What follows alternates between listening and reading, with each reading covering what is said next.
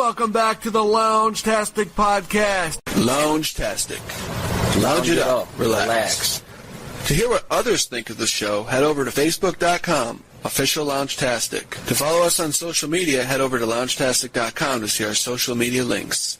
And for more about the shows as they air, and to see bonus episodes, become a premium member over at patreon.com/Loungtastic. Hey, Loungtastics, welcome back. And today we are doing $1 Million Listing. $1 Million Listing, Los Angeles. Bringing to you the hottest of the young and very famous and quite reckless, but mostly responsible and hardworking young professionals of Los Angeles.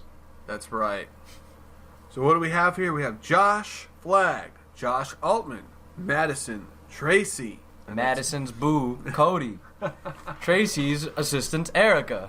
What's going on there? Lots of things, man. You know, it was a very, very fun-filled episode. Everybody was working their tail off, trying to get a sale or something or another. Everyone was running around the town trying to make it happen. Yeah. Lots of it. So let's get right into it. Definitely. Yeah, starting out the episode with the first people that we run into, and that's Erica and Tracy working their butt off because Tracy just got a new listing. Erica is her personal assistant. She is. Erica is her personal assistant. Stupid. Tracy gets a new listing in Brentwood, which is a very high-scale area, I would say. Her listing is on Homewood Road. It's a 4,000 square foot for $5 million. $5 million. To be exact, yeah. To be exact, 50, 75. Pretty big. She is excited at first because she thought it was like a cellar. Like she would be able to sell it furnished because the people that were in there just got done living there. They just moved to New York. So she had this expectation that she'd be able to sell the house completely as is, more or less. Yeah. And her and Erica walk into the house, and it's like they just walked into Chernobyl, and they're like, yo, what is this? Like, it's a complete mess. Just like, go ahead. How are we supposed to deal with this old-ass furniture? Just like any house. I got my stagers coming in tomorrow. How in the hell does one sell furniture? Just like any other house that you try to sell with the original furniture, it doesn't work. No.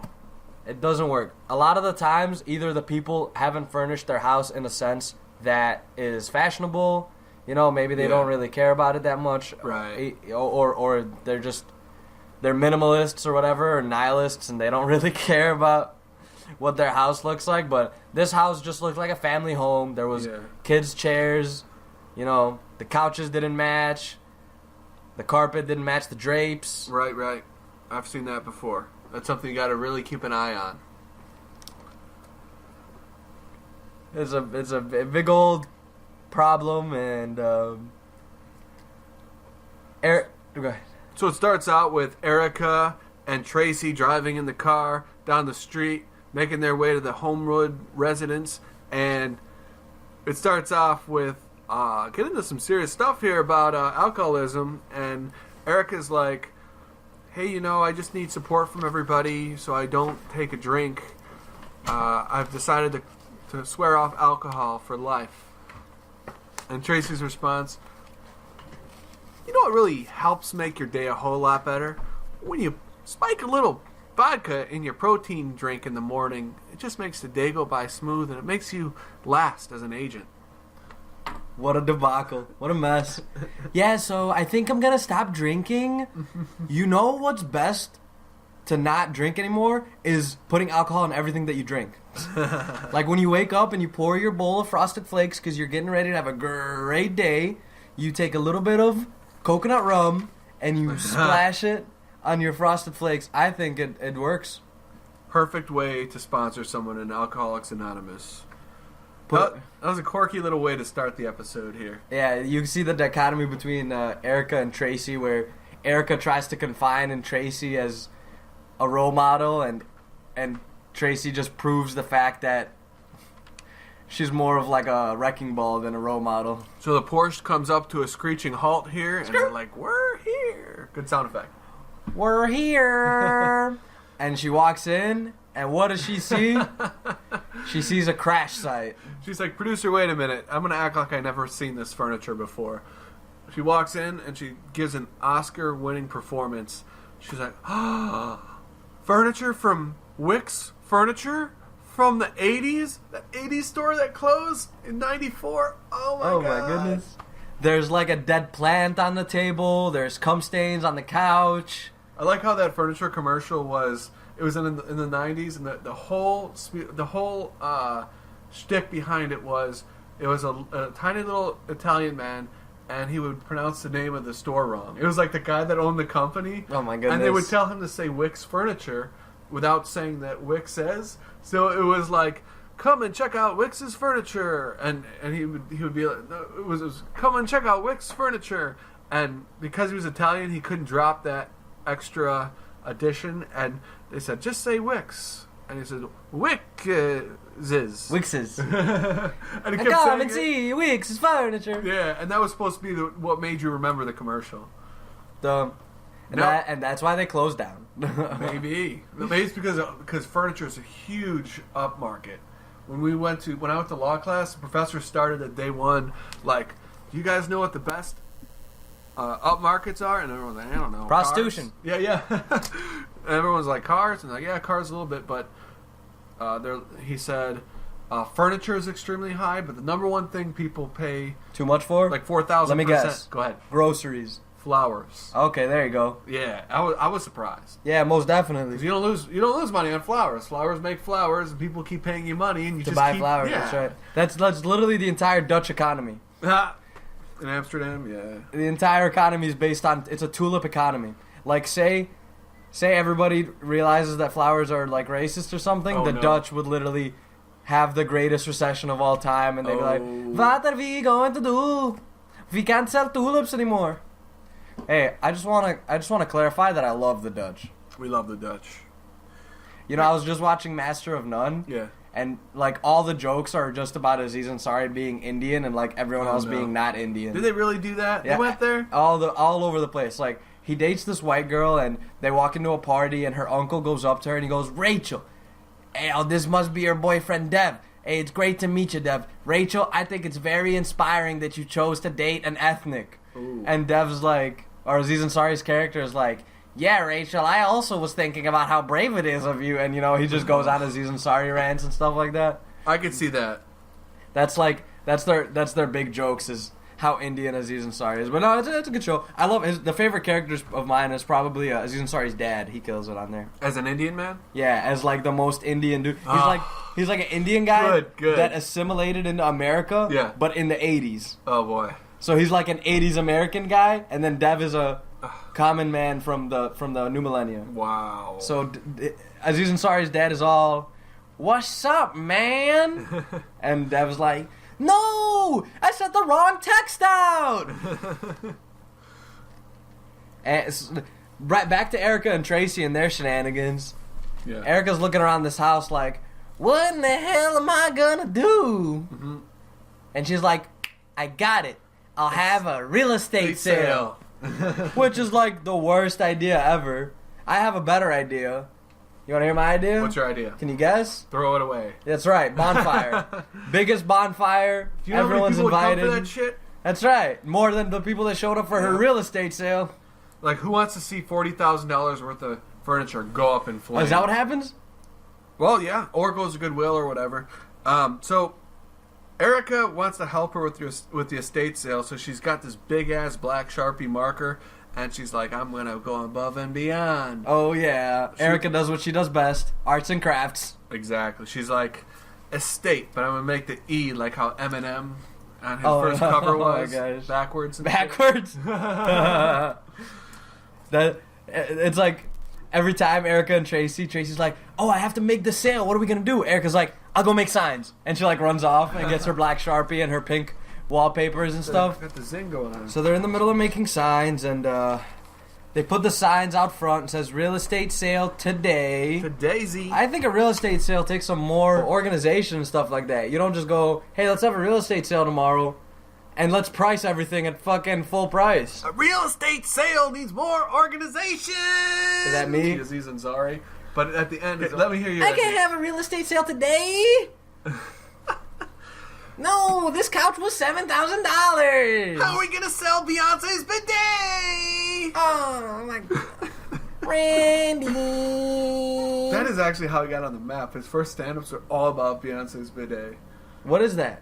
It's that thing that cleans your ass. Yeah, I know what a bidet is. Oh, but Beyonce's bidet? Yeah. Like the bidet that Beyonce uses to clean her magical butthole? He used her platform. He's like, what could be better? And then he kept saying it on Parks and Recreation. He's like, Beyonce's bidet. I was like, yep.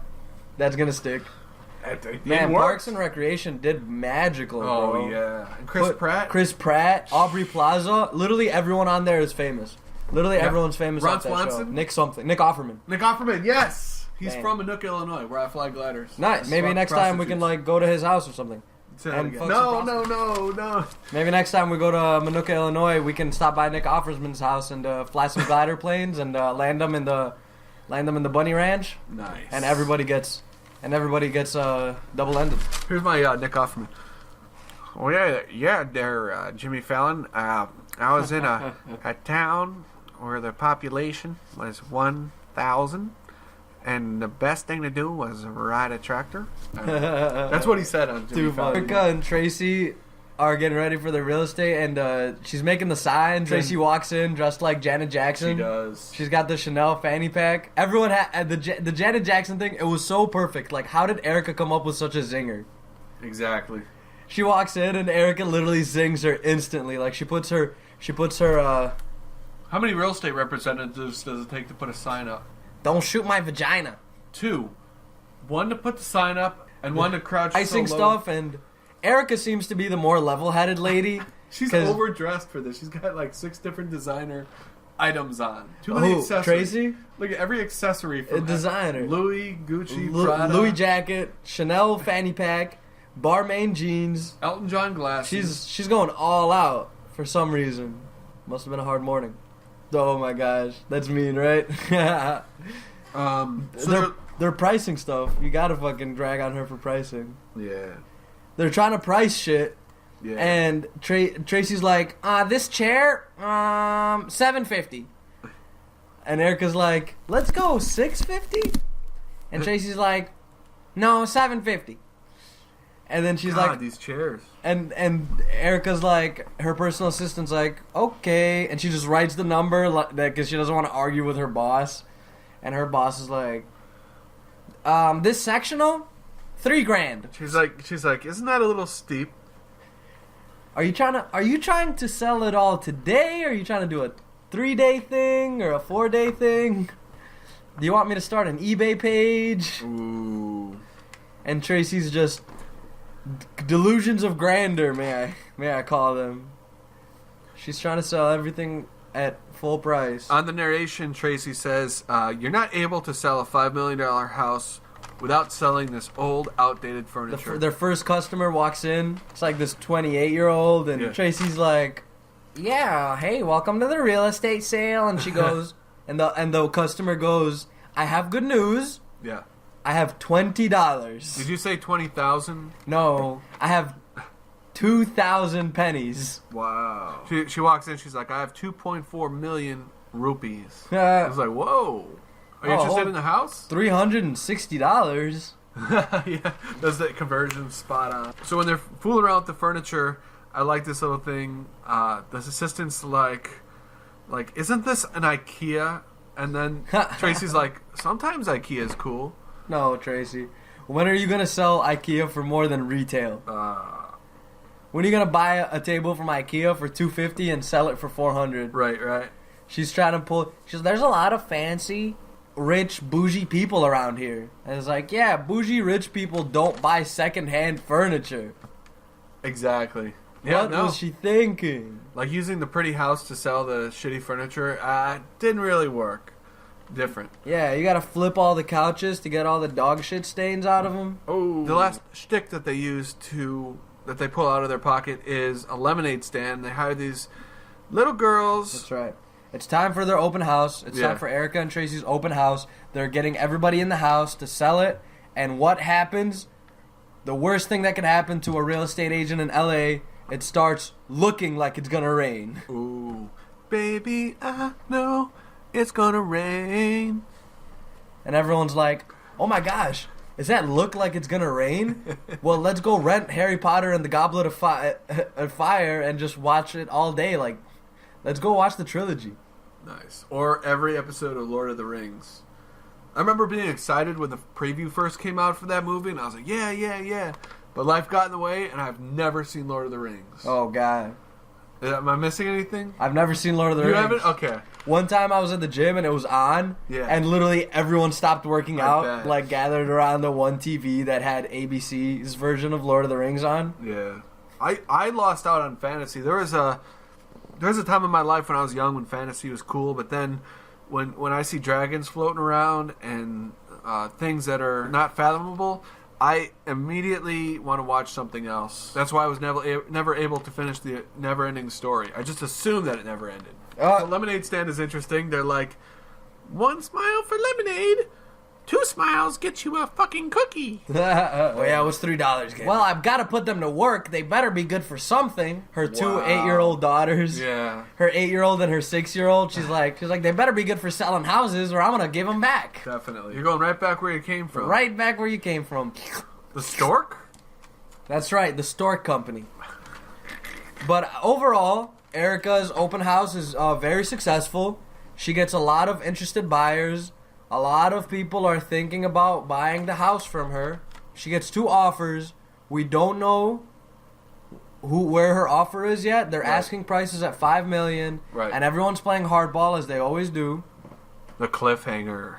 That's right. We don't know how much money she gets, but we will find out next episode. And pretty successful day for Erica and her kids. People actually ended up showing up to her open house, and the sales started rolling. And the next thing that we see is Josh Flagg driving around in his Nazi mobile. We see Josh Flagg driving around in this Mercedes-Benz. Yeah, very nice Mercedes, let me say that. The Crappy Boys they have a sponsor called the Health Med app or whatever, where you can be connected to professionals. If you want to kill yourself, you jump on the app and you're like, I want to die. And they're like, no, you don't. Here's the best way to do it. It's like, hold on a second. I'm watching fucking Captain Planet. I'll call you back in a sec. Hey, actually, can I call you back right after this episode of Below Deck? Yeah, right. I want to see what the captain does. Is he going to fire Kate? Or fire one into Kate? Yes. So Josh Flagg is riding around town in the fanciest 1920 Mercedes. He may be a little eccentric, but he does know style. Oh, yeah, most definitely. He is a man with a strong style. I love style. I think he got his style from his grandma Edith, which we all loved. Oh, yeah. She was amazing. His grandma Liam Neeson. They should totally make a Taken-style movie, but about how she escaped the concentration camp. That could be a Dateline. A 2-hour Dateline on how she did it. But there's something eerie about that barbed wire. It could be unlined. Edith found out. What a badass. Imagine being 26 years old and everyone around you is completely giving up hope. Yeah. And you kill 2 Nazi guards and escape concentration. That's got it. That takes like something. And now she lives at the top of a penthouse and she just plays mini golf all day. That's it. You're right. Yep, she pretty much does. And she acts like nothing. She acts like she hasn't killed a man. So Josh before. Flagg pulls up through this gated community. And I've been to Beverly Hills just very briefly. My friend didn't want to go on the tour because he already did it, which sucks because I would have given the tour again even if I have seen it. It's kind of Beverly Hills is kind of nice. He walks in, he turns all the lights on. We're talking about a handcrafted fireplace. We're talking about a wrought iron staircase. The iron is wrought. Rot? Wrought. What does that mean? Wrought with prestige. Nice. They marinated in prestige. Yes. Wrought iron staircase. It's with a W, guys. I think it means twisty. Isn't this staircase rotten? Yes, it's rotten with prestige. Yes, it's rotting as we speak, sir. Should we speak of the rottenness of the staircase? No, the rottenness of the staircase. And then who should we see come down but Mauricio? Mauricio, what are you doing here? Yeah, Josh Flagg is like, Mauricio. He like emphasizes every single vowel in his name because he's so surprised to see him. He's like, are we dating the same girl? Yeah. Mauricio, what are you doing here? And Mauricio's like, well, Mauricio's like this real old school stoic. Like he's always got an angry face on and his voice is always slightly angrier than the situation perhaps calls for. And he's like, yes. And Josh Flagg is like, Mauricio, what are you doing here? And They Mauricio's must have done a couple takes on that one. Mauricio's like, yeah, well, I got hired to sell your house. And it's like, holy shit, what's dying in the back of your throat, buddy? You should literally... He's got, like, he chews glass every morning. He'd be a great villain in a Bond movie. Yeah. Ah, it's nice to see you. I see we are dating the same woman. What our pleasures are meant for me. Same girl. And Josh Flagg's like, well, it's really awkward that me and Mauricio are selling the same house. It's like we're dating the same girl or something. Not that I would ever date a girl. Yeah. Not that I don't want to get... It's like I take a girl out to a date, and I get in the car, and Mauricio's taking her out on the same date. It's like, which one of us is getting it at the end? Whoa. Or or both of us getting it at the end? And Mauricio's like, where will you see me? And then Josh is like, well, you'll probably see me double ending it. Mauricio's like, I can't wait to see how this ends. He's like, there's gonna be two ends.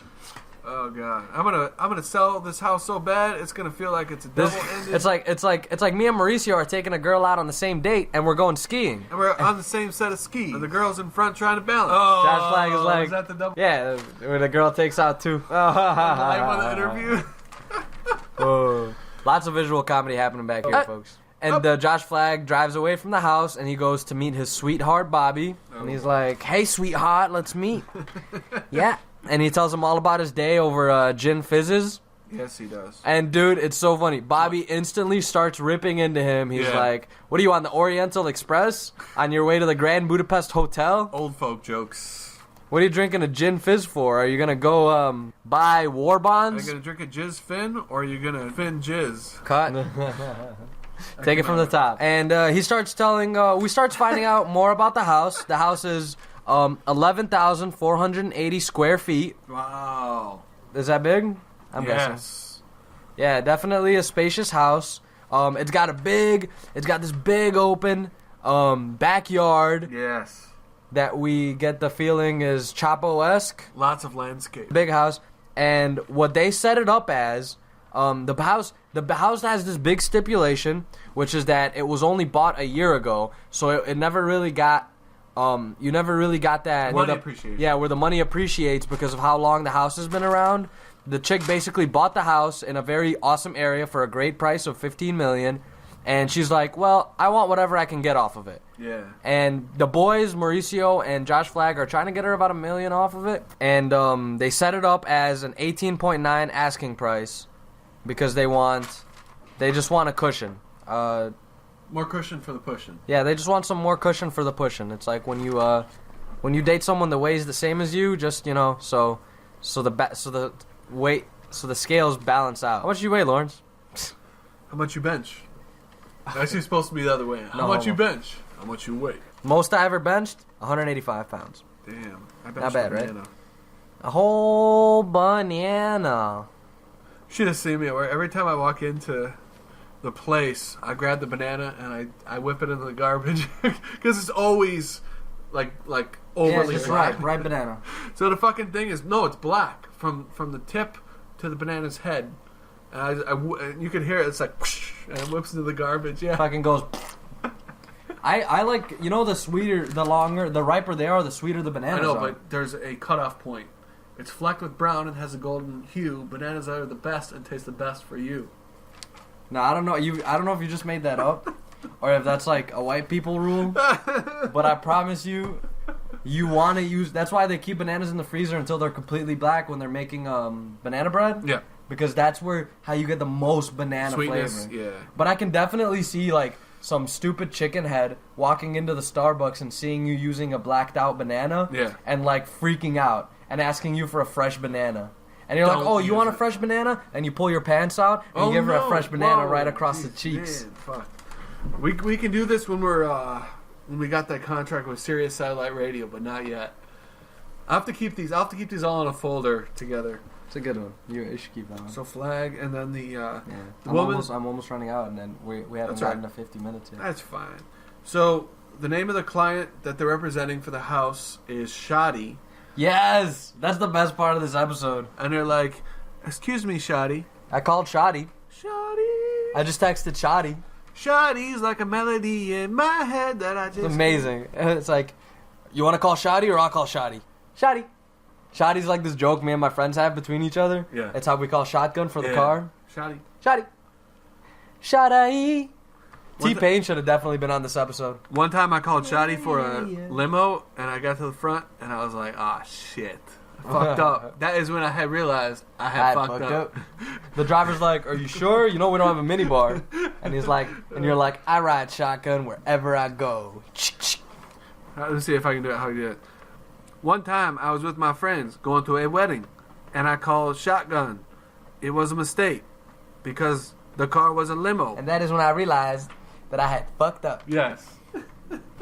And that is when I had realized that I had fucked up. Are you tired of boring 50-minute commutes to work every morning? Do you wish that you knew how to travel time? Well, look no further. Loungtastic Studios has got the perfect product for you. It's the Larry and Mopod Show. Loungtastic at loungtastic.com. They go hard. Below Deck, $1 million listings, Summer House, Real Estate Wars. Every show you want to talk about right here on Loungtastic. Come and get yours before they're gone. That was what, like a 10-second spot? Thank you for not bringing paper into this equation. Are you saying I'm paperist? Oh, you're a paperist. You're an anti-dentite. Pretty soon they're going to have their own school. They do have their own school. That's funny. The school of thought that like dentists are liars or something. Is Kramer good in the black community yet? Has he earned himself? I think he's burned forever, bro. He's blackballed. That one guy from Funny People gave him a pass. Is him giving Kramer a pass? Yep. What black guy was it? I don't know his name. Is it the guy from This Is the End? I have no idea. You know the guy that like plays the piano? Did you ever see This Is the End? I did. It was an okay movie, but it dragged down a little bit. Yeah, most a little definitely. bit of dragging. I'm like, there's a lot of dialogue in this fucking movie. You remember the black dude that plays piano? Little bit. I saw that movie when I was sleeping. He's from okay. How about Pineapple Express? Remember the black dude from there?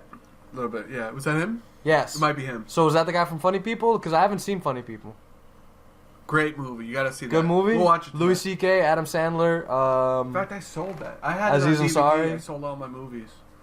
I bought every movie that was popular in 2009, and then I sold it when I was leaving Daytona Beach to afford the moving truck. They have their open house, and all the people walk in, all the real estate agents, and everyone seems to be a fan of the house. Yeah. Everyone's like, there's this one dude, Bjorn, one real estate agent whose name is actually Bjorn. Please watch the episode. I'm not kidding.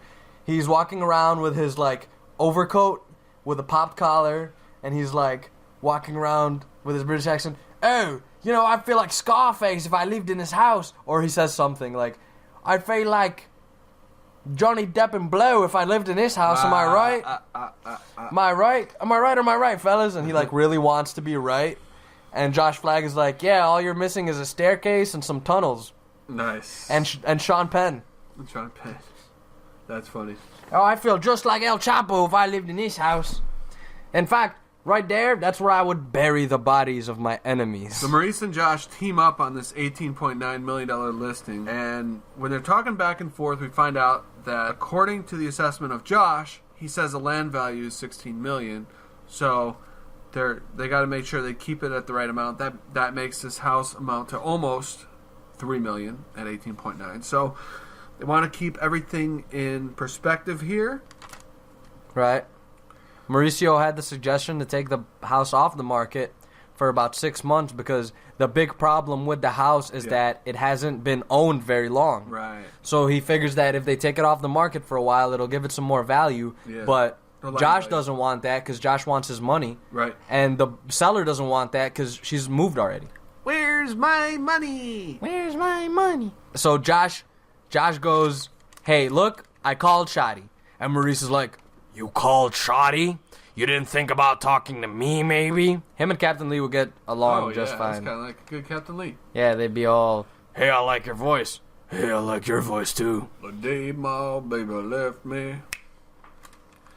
So, Mauricio is like, I know my way around design. And this is definitely... Yeah, so they're walking around the open house and they're showing everybody the house. Yeah. Mauricio does the biggest no-no, which is like pretending you know what you're talking about. He's like, everyone hold the phone. This is French Normandy. And Josh, like, who loves being right, specifically when it comes to style. It's like a 13-year-old kid who learned how to masturbate for the first time. He's like, what? Normandy? What's normatic about it, Mauricio? French country. It's as French country as it gets. Actually, if you look right here, it's as French country as it gets. Literally, this wood is made out of brie cheese and red wine and champagne. Boom. Like, I don't know what part of this looks normatic to you. Like, none of this was built by Richard the Conqueror. This is all French country. So they go to the Literally, library. there's a donkey in the back. Literally. So they go to the library. I didn't see one book in there, which it's kind of interesting. Like, this is the study. What the fuck do you study? The dust on the wall? Air. That's right. Yeah. But hey, damn, they got a $16.5 million offer, which is still technically a low book. Yeah, from their 18.9. Yeah, and for millionaires, a couple $1,000,000 isn't that much. Yep. It could be like half a year's salary for $1,000,000. You know, Most def. They get on the phone with Casey. No, Kaylee. Yeah. So Josh keeps answering. He's like, "Hello there, Casey." Hello, Casey. And Mauricio's like, Kaylee. Kaylee. And he goes, Kaylee? Like he didn't just not know her name or something. Too funny. They're all over the phone, talking prices, talking money. Now they already knew that the buyer was fine with 16 mil. That's all the buyer wanted was 16 million. So they were fine with getting that sort of price. So we start off with Madison's I was deal. going to say something. You can edit all this out. But I know. I was listening exactly. So I was listening to the boys at Chapo Trap House, and it's because I wanted to know what was going on with this new tax thing. Chapo Trap House. Yeah, Hard to say. Yeah, right. Good job saying it. And they're talking about this new tax deal, and they're like really butthurt about it. They're like, "Oh, this is the biggest freaking like transfer of wealth. This is just another form of transfer of wealth, like the same one that happened in the Bush era or the same one that happened in the Reagan era. Yeah. Just a big transfer of wealth where a lot of money's being taken from the bottom and like moved to the top or whatever." Yeah.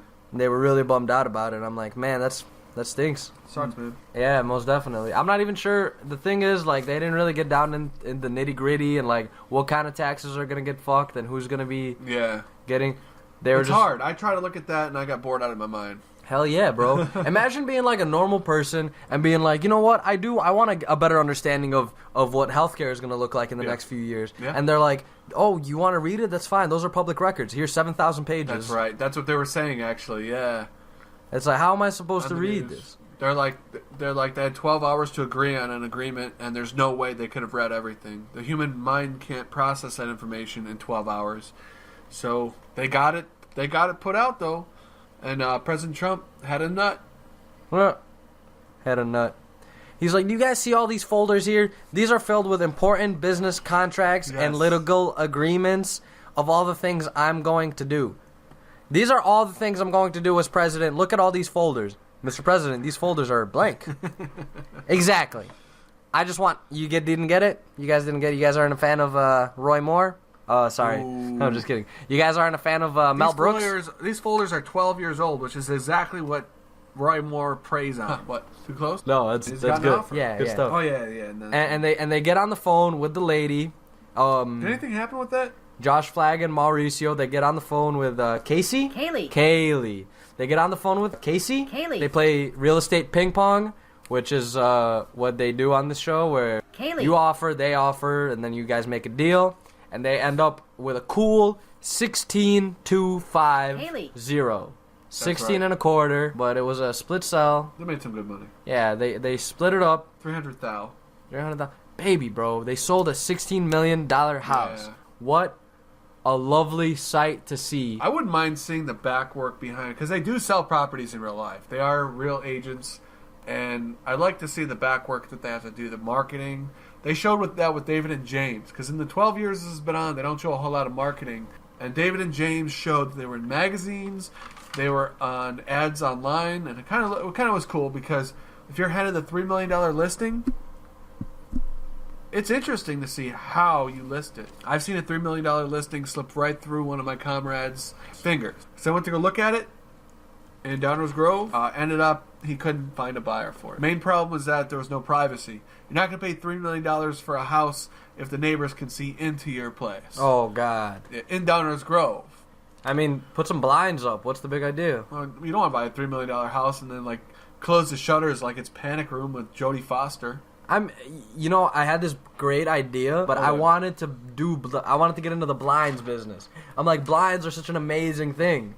Yep. Like, closing the blinds, you feel so cool. Yeah. Opening the blinds, you get hit with all the rays of sunshine or moonlight or whatever time of day it is. Dancing in the moonlight. Oh, one of these nights. One of these lonely karaoke. Thursday night, we'll do Thursday night, boys. I haven't seen Michelle in a few years because that last deal where she hooked me up 9 times, and then one time I was there with a friend. In fact, I brought girls to that bar. I dated a couple girls, and I said, let's do karaoke. And it was perfect because Michelle was there, and there was always pizza. They'd bring in pizza from Giordano's. Shut up, dude. Because the people that love Michelle would bring her pizza, and then she'd share it with everybody. Michelle, you sound like an angel.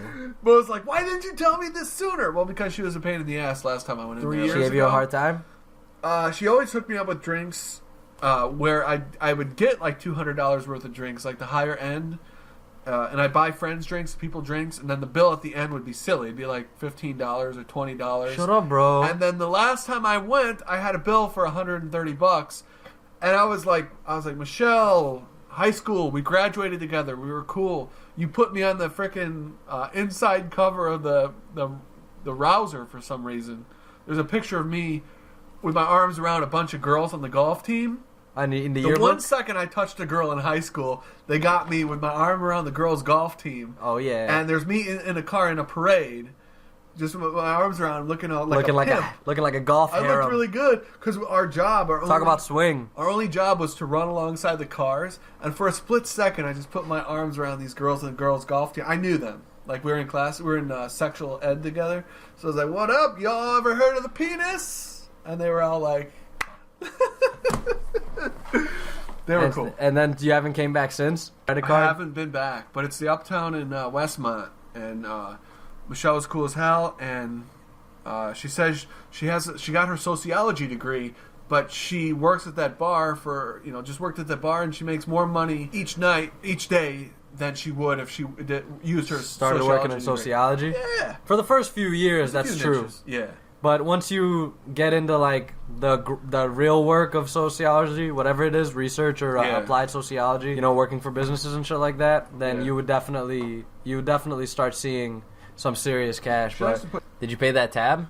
I paid it. I did. I said, "What are you thinking? Why would you do this to me?" Yeah, right. Why would you smack? She was probably having a bad day or something. Yeah. I don't know. And we were behaved. We weren't doing anything crazy. Yeah. I didn't even karaoke that night, so it wasn't my terrible singing. I would have said, I would have definitely asked, were you singing that night? Because I can see someone sticking you with a $130 tab if they saw you sing. The boys are back in town. Madison decides to make the big decision of letting his significant other meet his parents. Right. And I haven't done that in a while, but it's always hard. It's always kind of nerve-wracking. Because meeting new people is its own deal, but meeting your girlfriend or boyfriend's parents is its own deal. And what did your mother think of your girl? My last girlfriend, she loved her. Really? Yeah, she loved her. She loved her to death. Are you treating my boy correct?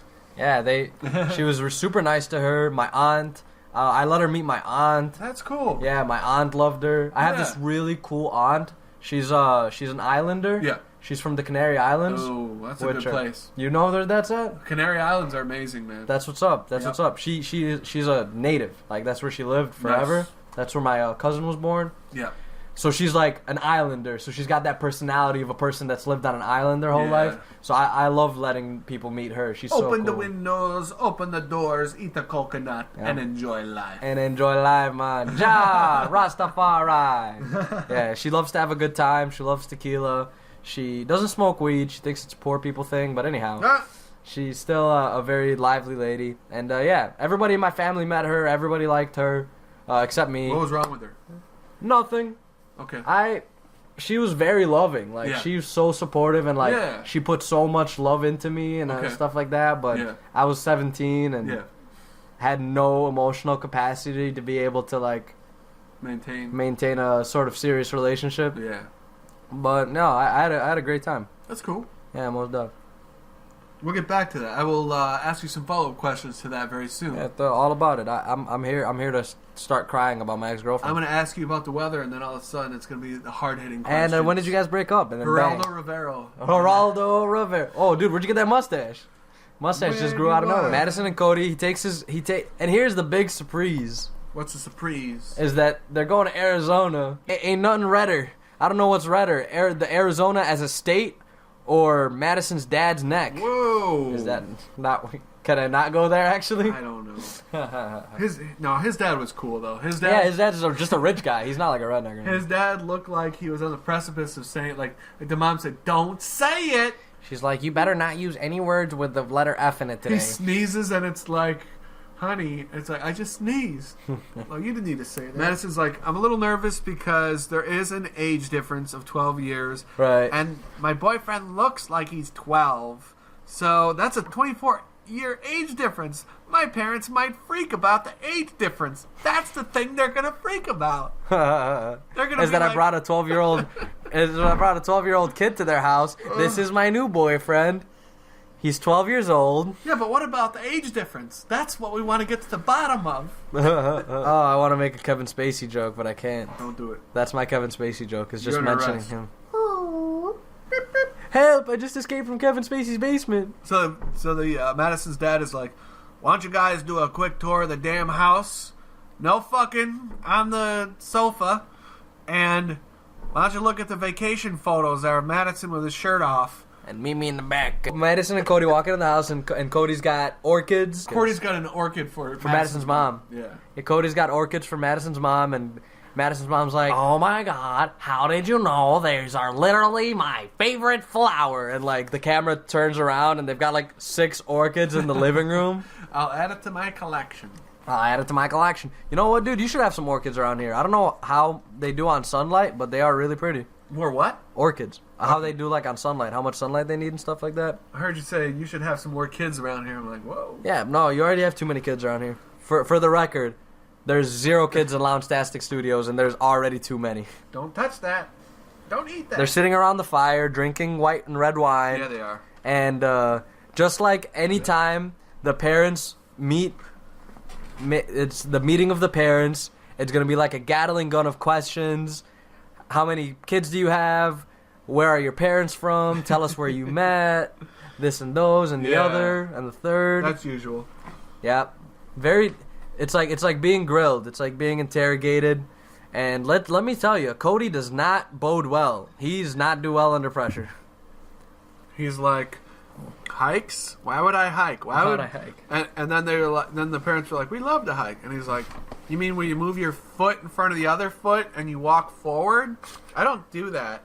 And why do you guys call it walking? I'm a gluten-free vegan, and I don't use my feet too often because it could cause blisters. It could cause muscle creation, which I am not for. Now, Cody's like the classic supermodel. Like, I'm pretty sure that's his job, is that he's a model. And he's just this classic model. They're asking him what does he like to do. He's like, I don't like hiking. And they're in Arizona, so of course they ask him if he likes to golf. He's like, I like mini golf. I like balls. And then they're like, well, what do you like to do? And after he spent the last 10 minutes telling them about how he doesn't like hiking and he doesn't like golfing, they ask him, what do you like to do? And he goes, well, I like to do everything. Which is code for, I basically will be a boring drab wherever you take me. Yeah. I don't have any actual legitimate interests. Heather and Josh are in a stroller car salesman lot. Yeah, right. A stroller lot. And then what can I do to get your baby in this stroller today? Look at this. Headlights, suspension, leather grips. It's got everything. Yes. I'll even throw in a CD player. Josh Altman, because he loves the game so much, he's like, I like this guy. He's selling me. Josh Altman walks into a place and he's like, sell me this cheeseburger. Yes, right? Like frickin' Wolf on Wall Street. Yes. He's like, I don't buy things. I get things sold to me. Wow. I need everything sold to me. He's like the 16-year-old at the Fat Burger is like, Oh, sir, well, let me tell you all about our cheeseburger and fries combo meal. And Josh is like, yes, tell me all about it. Sell. It comes with a pickle. Ooh, I don't like pickles. Would you like to help us open the pickle jar? Oh, well, you know I like being the pickle hero. Yes. Oh, it's on tonight. What's tonight? Saturday? Sunday. Well, it's over already. No, it's on at 9. Last Sunday was the season finale. No way. Yeah. Was it really? Yeah, the Christmas episode was the last. Okay. Was the last. Yep, Curb Your Enthusiasm's done. Vice Principals is done. That show sucked. I fucking love that I guy. tried it, and it's silly. I understand. I like Dan Powers. He's a good guy. He's So- a great actor. So Heather was like, I need a thin stroller so we can go down the aisle on a plane. And Josh was like, a thin stroller? What? What is this, Harry Potter? What are you going to take him to platform 6 3 3/4? What do you need a thin stroller for? They didn't have these when I was a kid, and look how I turned out. And she's like, oh my God, don't remind me that you're the father of my child, please. Josh is like, yep, that's why I got the Rolls Royce. And then Heather sarcastically says, the Rolls Royce you mean you got for your back? And she does like the best Josh Altman impression. Spot on. Spot is just like, you got the Rolls Royce. I got it for my back. And it's so funny seeing a wife make fun of her husband on television. Oh, It yeah. literally put me in a grave. Like, it was so funny. It put us both on ice. I was slipping. So they're in there, and lo and behold, the telephone rings. Classic Nokia, bro. And then Heather grabs his hand and says, Josh, Don't do this. this is where we decide if we're staying married or not. This is where you decide whether or not you're a husband and father. And Josh goes, I gotta go. He walks away like a baller. Like that, you ever see that famous guy on Facebook who goes, I got to go. She's like, I'm a single mother now. She's gonna go on 16 and pregnant. Talk about melodramatic. Yeah, right. He's like, clearly I'm gonna be in my kids. Josh is like uncomfortable. He's like, clearly I'm gonna be in my kid's life for 16 hours a week. It's not that big of a deal. Heather, let me not raise my kids correctly. Just leave me on the side of the road like fucking... Hey, he's gonna be working a lot. He's a working professional. And she knows that. She knew what she was getting when she got into this deal. Yeah. First of all, she was a real estate assistant. Yeah. So she knows all about the business. Yeah. And now she's married to a guy who's a head of a firm. Like, is that really going to help our financial future for you to sell an $18.8 million dovetail listing? Yeah, right? Like, seriously? You're going to pick the $18.8 million dovetail listing over stroller shopping with your husband and future child? With your wife and future child? Listen, Heather, here's my Amex. Enjoy. That's right.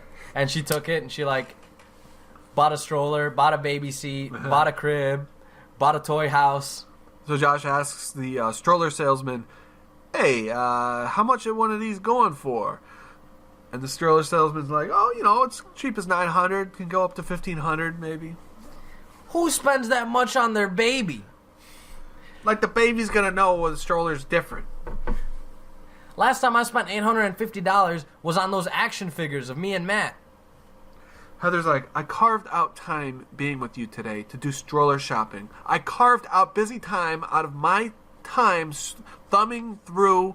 People magazine. Yeah.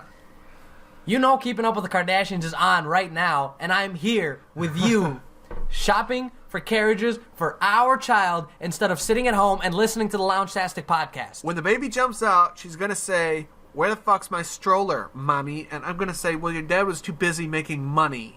To buy you a stroller, and I'm too indecisive. Ha, it's like my thing. Aha, I love you. How about the treat that we got? I'm not going to call it a treat because people are going to think about shit. We get this photo shoot of Heather and Matt Altman. Just kidding. Heather and Josh Altman do their paternity photo shoot. Yeah, they do. Which is this weird photo shoot where you take pictures of a pregnant lady, half naked, to present fertility. I'm half upset about that. Would you be fully not upset if she was fully undressed? So it's kind of cool when they started this episode out, and Heather and Josh were walking around almost in a buff. It was supposed to be for the beauty of pregnancy. And let me tell you, pregnancy is a beautiful thing. That's right. Except when they blur the nipple out. That's right. What a disappointment. Those nipples get really big. You remember how big the blurry spot was? That nipple's the size of Texas. Pepperonis. Hey, you got one of them pepperoni nipples there. Hey, I need a hot pepperoni titty coming right up. Director's like, we're going to be very respectful. Yeah, so this is really inappropriate. So could you squeeze them together and like lock your fingers like you're an evil Bond villain? Like fucking Euro Trip. Can you lick it? You got a spot on your lower nipple there. Ooh, there's. But Josh Altman, of course, answers the phone. It's the money. It's the money. And he goes, "Hey, well, this is really important, so I'm gonna have to bounce." And Heather's like, "Okay, well, I'm a single mom now, so I'm gonna go suck somebody's dick." And he goes, "I'm gonna go," and leaves the carriage store. Bam, just like that. Goes to his office. Him and Matt and Stephanie. Stephanie is the representative of the buyer. Yeah. So it's Matt Altman, Josh Altman, and Stephanie, the second party representation, and everyone's getting ready to make money. Everyone's got their fingers, all their palms are itching. Everyone's ready to make this money. So Stephanie comes out with the opening offer of $16 million, a hard lowball. They get hard lowballed because the asking price on the Dovetail property was $18.9. Yeah. So the boys are getting lowballed. Oh, yeah. And they don't take it. So they go downstairs and enter the dragon. The seller, Anna, walks in. Looking very pissed off. She already looks mad. Like the last time we saw her, she had her big John Lennon lenses on. Yeah, she was mad. I think it's a character. I can't tell if she was mad, though. It's kind of hard to tell. She's indifferent. She's indifferent, most definitely. She shows no emotion whatsoever. Exactly. She's got... You can't read her. You can't read whether she's happy or mad. She smiles this episode. I'll tell you guys when. I want you to guess when she smiles, but she smiles one time this entire episode. And they tell her, and they sit her down at the table. And Josh goes, "We got an offer." Ooh. She's like, "How much?" And Josh is, $16 million. I drove all the way here for you to offer $16 million. I drove all the way here from Beijing for you guys to tell me that it's $16 million. It wasn't even worth pushing the push to start button. It wasn't even worth calling an Uber X and driving 17 and a half minutes over here. Do you know how hard it was to start the Tesla and have it self-drive me Drive here? herself? You know how hard it was for my car to drive itself over here? And you came and you offended me with $16 million? You offend my ancestors? Poor Anne. So it was important that we mentioned that there was a 45-day contingency here. Well. And that means that you have to wait. And she was desiring a 21-day contingency. That's right. That was one of Anne's stiples as well, is that they had to cut down the contingency period and bring the price up. Yep. So Josh and the Altmans get back upstairs and they get ready to work their magic. And Josh walks up to Stephanie and he goes, "Well, that's not going to work. We're counter-offering with $18 million. And you're going to have to cut the contingency period down." Yes. And he walks back downstairs and he gets ready for Stephanie to come back with all the fixings. Right. And what happens? The buyer and the seller meet. Ooh. It's like when dark matter and... The buyer, yeah, that's right. It's like when antimatter and matter collide and they create a black hole of emotion. The seller and the listing agent. And they meet and the big storm cloud begins to create itself. And Anne's like, "Yeah, bring her over here. Let's talk." And Josh is like, No. Like he can't take it. And like he's freaking, he's sweating bullets now. But they pull Stephanie a chair. She sits down. She shows her counter offer of $17.5, and she agrees to cut down the contingency period. This is like the Parent Trap when it's like they didn't want the parents to meet. Yeah, right. Josh it's getting really intense. They don't know what's gonna happen. The buying party is trying to scare off the Altmans by saying that just like this, in a snap of a second, they would be able to buy a different house. Right. They're not worried about this property. They're not worried about it because they have another house that they like that they want to close in on. But Josh knows that that's bullshit. That's leverage. They don't 101. admit it, but we know it. We know it. That's just the way that the buyer... The buyer's trying to create the illusion that the property's okay. But Josh Altman knows that that's all smoke and mirrors. And he knows that that's a hot property that cannot be let go. They gave all the information that they were given, and Matt mentions that, It is the one that they're looking for your house, but if they don't go with this one, they'll go with a different one. Which, as a real estate agent, you kind of want to use that information sparingly, because you don't want to just go with whatever they tell you. That's not always the truth. It doesn't always make the deal better. What you want to do is just tell them the pertinent information. This is the offer we got. Can we take it? And you're negotiating with your client too by telling them that, yeah, that if you don't go this with is a good one, offer. You have to take this offer. and they'll go with a different house if you don't take it, That's right. because they might not have taken it without that sweetener of the deal. Knowing that they might not get, knowing that their property might have to sit on the market for longer because they refused the deal for people that were shopping around for quite some time already, Right. as it was.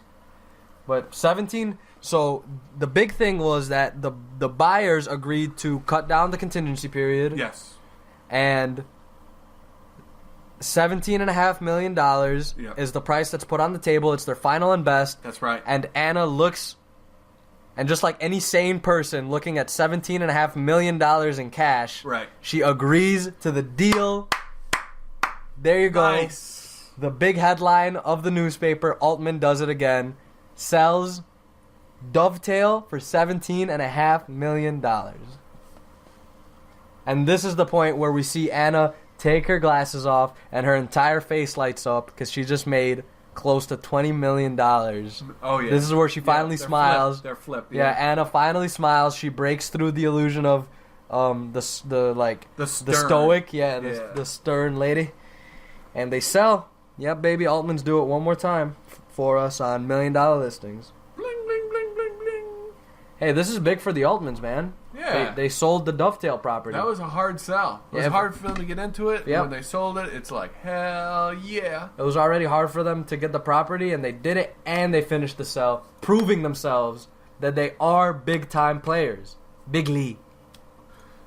We did it so bigly, we can do it for you. A huge sell by the Altman brothers. I am so proud of them. They're great sellers. Yeah, it's pretty much it. No, it's gonna be big stuff. Big stuff are gonna be coming up for the Altmans after this $17.5 million sell, most definitely. So something interesting is we see Tracy talking to her husband here, and the argument is, she's like, "We proved we can do it. We can do it without the help of a man." The husband's like, "Well, it doesn't matter. If you happen to lean on a man, it's okay. You don't have to tell them that they always have to do it on their own." She's talking about her daughters, right? And she just shakes her head and says, "No, that's what the message I want to get across is we don't need a man. We're going to go start our own planet with all women, and we'll not need men because it'll be asexual." We'll I think own. the message should be a message of independence, not a message of you don't need a man. Well, you don't need a man. You don't need a woman. You don't need your friend. You don't need your mom. There you go. You do it. Yeah. If you do it, you pick up. You're the person that does it. So. Oh yeah. She's only trying to raise her daughters to be strong ladies and stuff like that, which is what everybody wants for their children to be smart and independent. Like that's what I'm struggling with my little brother right now is like passing the idea of independence onto him because he's very reliant on his friends. Yeah. Like he won't do it if his friends won't do it. Like he won't go to the gym if his friends aren't there. No kidding. Wow. Yeah, he won't go, to the park if his friends aren't there. Like the idea of him, the idea of him going somewhere and making friends is like with people his own age. He has no problem making friends with older people because it's cool for him to be friends with old people. Like we went to the paintball range one time and he was all over the place talking to these guys, talking to these guys, talking to these guys. But when we go somewhere where he's surrounded by people his age, the pack mentality takes over, and he has to be the big dog. Wow. He's like mean to people. He's mean to everybody. Shit. Wow. Super duper mean. Like has no problem making fun of kids. Like shitting on people's self esteem. Yeah, I noticed really that when I was in in 5th and 6th grade, which is a big shift because up to 4th grade everybody likes you and you like everybody. 5th grade is where people develop cliques and groups, and I didn't really want to be a part of a group or anything, and when people are mean, they were devastatingly mean. That was when the bullying started. When I was in 5th grade, I was tormented, and what's interesting is one-on-one, just like you said with your brother, one-on-one, people can be cool with you, but that mob mentality kicks in When they're you're around in other a group, people. and it's like, well, let's Everybody's taking hammer everyone this person. down so they Yeah. can step up. So everyone was friendly with me one-on-one, and then when there was a group of kids, it was, let's pick on this guy. It's incredible, dude. It's like different. it's yeah. unbelievable. And I'm trying so hard to get it through to him, but he's Yeah. just like a 14-year-old. Yep. There's no changing his mind. Like Yeah. there's no changing his mind. I'm like, yo, you have to get it together. Like these aren't qualities that are gonna develop you into a healthy person. Yeah. Like I don't want to get super into this on camera, but like he's so like he personally admits to not being able to handle his emotions. Wow. And he doesn't know what to do about it. And I'm like, yo, That's everybody at that Yeah, age, though. yeah, most Nobody definitely. knows what to do with that, with No. their emotions. He's like, oh, I'm an emotional volcano, and So on the Below Deck finale, we will have Jen and Kate locked in a cage, and everyone will be in a mud circle around. wrestling. It's always Andy Cohen that interviews everyone, and Andy's going to be like, so, how's the cage, Jen? And Kate's going to be like, well, it fits her perfectly. She's a dog. She's So a the bitch. So the Wolverine claws come out, Think, think. and it's like, say it to me again, Kate. You're just not a good worker. You don't belong on boats. But I like big boats, and I cannot lie. You don't tell me what I like and don't like, Kate. You're a whore. Slash! Slink, slink, slink. No, I, it's gonna be really awkward. Like, you thought Hannah and Bugsy was gonna get bad. Yeah. And it did. Yeah. Let me remind you, Hannah and Bugsy got bad. Like, Andy Cohen had to step in and go, hey, let's talk about something else. Yeah. But Jen and Kate is like light years Man. ahead of what Hannah and Bugsy had. Who would Like, win that fight? I guess Jen would win. She No, seems more Kate. aggressive. Kate Chastain. Jen is a delicate flower. Kate Chastain is like Kate Chastain's like a hitchhiker Yeah. from in the galaxy. But Jen is so fierce. It's always like, what are you doing, She Kate? is And Kate's like, no. But then Kate got the little choker fingers on her girlfriend that one time. So she's got Oh, experience. I can't go into that. That's where I go. Thanks for tuning in, fellas. And everybody, I hope you guys had fun. They're talking about $1 million listings and all the crazy things that go happen down in the real estate scene of Los Angeles. Oh, before you close up, man, we have one more big announcement. What's your problem? No, I'm ready. I'm ready. I want to tell you guys that Tell me. Lawrence is probably the worst sign-off in the world. One more fuck big yourself. announcement. Hey, you know what? Maybe I will with my good sign-offs. Okay, go ahead. Go ahead. We have one more big announcement, and that is that we're going to be bringing a new Bravo show to our repertoire of Bravo shows, and is going to be Summer House, a show which, like all Bravo shows, Lawrence was a fan of that he introduced me to. Carl. What are you doing today? Carl. I don't. No one gets that reference except people that like the show Summer There's like House. a whopping 13 people that got that reference right. Ha! Carl. You know, I'm just happy because we have just about the same amount of fans right now as the LA Rams. So everyone's doing good for themselves. So Summer House, $1 million listings, real estate wars. You guys have a great, whatever day it is. You guys have a great day. Love you. Peace. We really love the support and love our fans give us. If you have a minute, check us out on iTunes and leave a review. And if you don't want to do that, maybe next time you're talking to your friends about a similar subject, you could mention that you had fun tuning into the Loungtastic podcast, and we could get a fun interactive community going on. Spreading the word really helps us grow, and it means the world to us. Check us out on Instagram and Twitter. At Instagram, we're at Loungtastic.